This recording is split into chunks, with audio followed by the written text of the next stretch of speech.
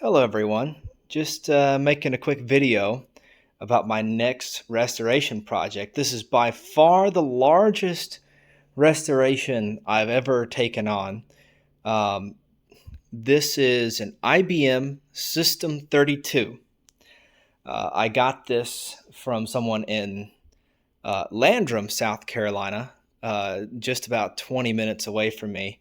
I've worked on many a smaller systems, nothing that takes 240 volts like this system does. You can see back there the very large ferromagnetic transformer. I have it taken apart here because that is the only way um, I could get it into the truck because it weighs 630 pounds when it's all put together, especially this massive printer assembly. This is just a giant block of aluminum. This is not going to be a short-term project. This is going to be a project that's going to take a very long time. As you can see, it's a bit rusty.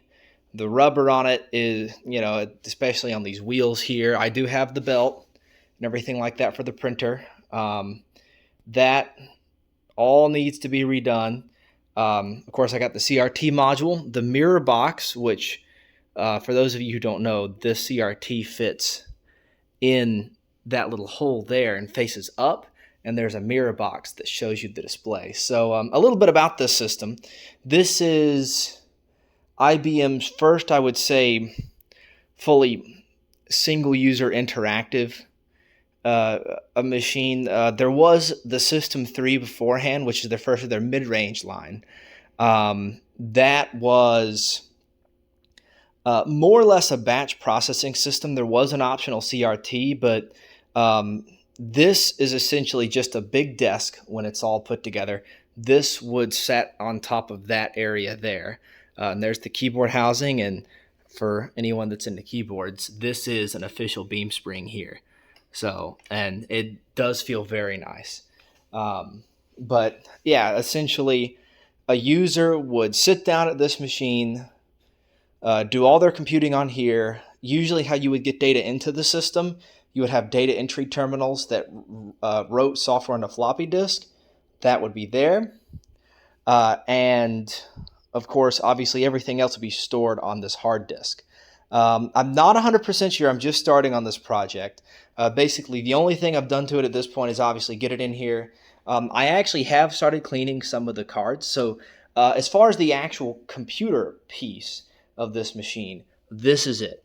So this big box, all these cards make up the bulk of the computing in this machine. There is actually not a lot of systems that I've seen have this. There's an I/O box down there, possibly for SDLC or something like that. Of course, since this is an old IBM piece of equipment, as you can see here by this plate, I already have some foam pads and some replacement foam. There should be foam here on the side of here. There's foam sheets that go on the side of there. Pretty much all destroyed.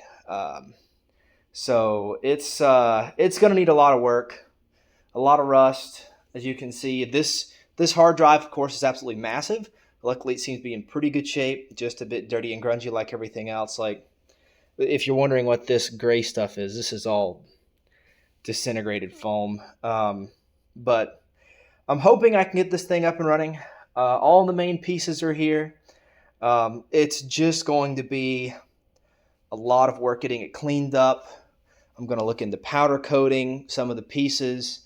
Eventually, I'm going to have to get a 240 volt line run out here in the garage. So I need to go do some work on the garage to safely store it out here long term. But yeah, expect more from this in the future. I guess just a few more things to show. We got the service panel back here. So pretty much everything is here. So and everything's in relatively good shape. I started to give some things a wipe down. Here's the 8-inch floppy drive.